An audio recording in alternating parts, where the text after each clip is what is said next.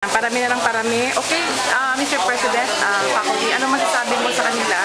Sa mga tumulong sa lahat, nako, maraming salamat.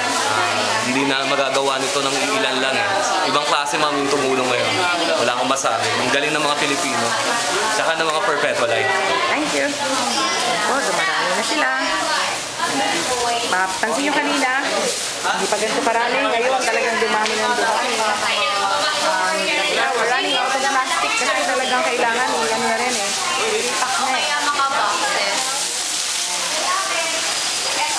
Alam nyo, mga Perpetualites, hindi lang mababait, magtalino, mga magaganda pa yan.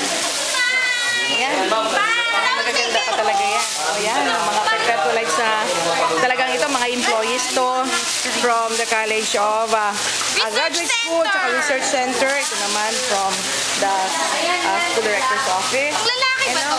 Naku, ito naman. Ito. Ano to? Si Miss Carla. O, diba? Ang mga magaganda. Miss Troy. Yan. Kita mo naman, poise na poise pa rin sila. Kahit na talagang pagod na. Ang mga Perpetualites. Yan. May plastic pa. May plastic pa. Meron pa kami itong mga bata na from the elementary. Talagang tumutulong. Busy rin siya, oh.